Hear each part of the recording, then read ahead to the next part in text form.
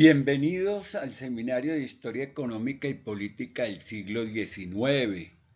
Este es un seminario que ofrece la Universidad Nacional para la formación del pensamiento historiográfico de los politólogos, de tal manera que ellos puedan fortalecer sus análisis políticos a través de la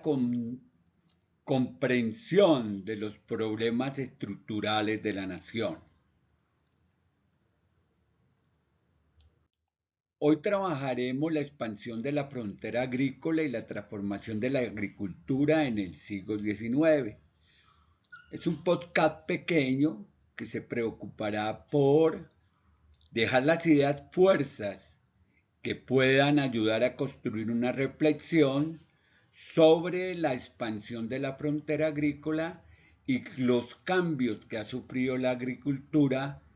en la segunda mitad del siglo XIX. Una de las características fundamentales de la segunda mitad del siglo XIX fue la expansión de la frontera agrícola, generada básicamente por cuatro factores determinantes. Primero, la saturación demográfica de las regiones y las migraciones hacia zonas de apertura de montaña. Segundo, el agotamiento de las tierras de ocupación y de colonización en zonas altamente pobladas. Tercero, el fortalecimiento de formas de concentración de la propiedad rural, que cada vez se hace mucho más grande y concentrada en pocas manos.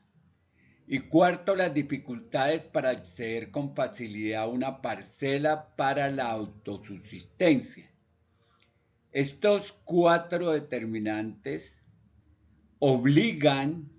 a la población rural y campesina o a la población trabajadora del campo a buscar expandirse en zonas de frontera agrícola a través de mecanismos de colonización de esa frontera agrícola, ampliándola productivamente. La colonización ocupó los territorios de Antioquia, en las regiones de Andes, Concordia, Jericó, Bolívar, Támesis, Valparaíso. Regiones también del departamento de Caldas, en Manizales y Aranzazu,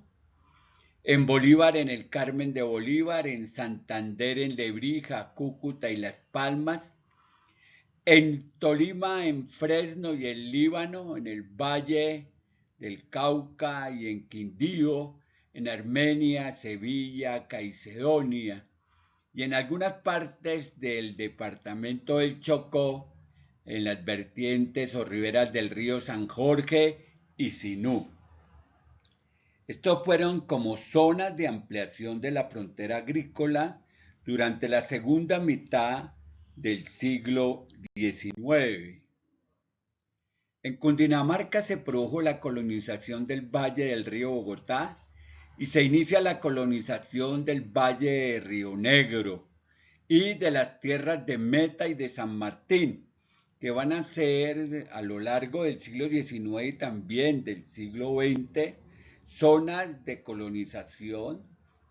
por los desplazamientos forzados que genera el sobrepoblamiento del territorio donde se ha concentrado la población, pero también en el siglo XX particularmente por hechos de violencia que fueron cambiando el mapa demográfico de la nación. El proceso de colonización de la segunda mitad del siglo XIX se dio en medio de contradicciones políticas y complejos relacionamientos sociales y culturales. El siglo XIX estuvo cargado de eventos desafortunados de guerras civiles que fueron generando dinámicas de movilidad poblacional y esas dinámicas vieron en los procesos de colonización una oportunidad no solamente para ampliar la frontera agrícola, sino también para garantizarse las economías de subsistencia y alejarse de las zonas de conflicto y de violencia. Esto generó que la colonización fuera muy diferentes en cada región y que los resultados fueran distintos según las dinámicas seguidas en cada proceso. No todas las zonas de colonización están determinadas por los mismos factores o las mismas causas. Cada una de las regiones del país, de los territorios donde se desarrollaron procesos de ampliación de la frontera agrícola a través del mecanismo de la colonización agraria, está revestido de sus propias y particulares condiciones. Por eso es importante que cuando hagamos los análisis pertinentes sobre los crecimientos poblacionales y productivos y las características de los conflictos en cada región, tomemos en consideración las motivaciones que generaron los procesos de colonización que llevaron a la ampliación de la frontera agrícola y a la ampliación de las zonas de producción económica agraria. En el ámbito de lo social, la colonización se dio entre quienes tuvieron como principio la iniciativa familiar, esto es la región de Antioquia y Caldas predominantemente, y quienes tuvieron como propósito la apertura de grandes haciendas, que esto está en otras regiones del país, particularmente en los llanos del piedemonte de la cordillera oriental. Colonos que buscaron establecer pequeñas y medianas economías como productores independientes y grupos de empresarios urbanos y rurales con grandes haciendas ganaderas y de bienes de exportación. Las tierras ocupadas por los colonos fueron tierras de baldíos, que sin embargo tropezaron con títulos de propiedad de origen colonial o con concesiones que se hicieron después de haber sido ocupadas por colonos en desconocimiento de su existencia, que este es uno de los problemas más graves que tienen territorios y regiones en donde la población se localizó 20, 30 años después y las políticas de racionalidad en términos de protección ambiental terminaron convirtiendo esos territorios en parques nacionales sin haber previsto que en esos territorios se encontraban pobladores campesinos que antecedían la determinación de la ley en 30 años de ocupación o 40 años de ocupación, y que las políticas de reubicación en un contexto de ocupación y copamiento de la propiedad privada en las zonas de apertura de la frontera agrícola hacen que eso no sea tan fácil, que hubiese necesidad de comprarle territorios a los propietarios para poder trasladar a quienes ocuparon durante más de 30 años zonas que se determinaron posteriormente como zonas de protección en bosques, en selvas e incluso en regiones de páramo. Esta situación condujo a conflictos que se expresaron en solicitudes al gobierno, pleito y actos frecuentes de violencia.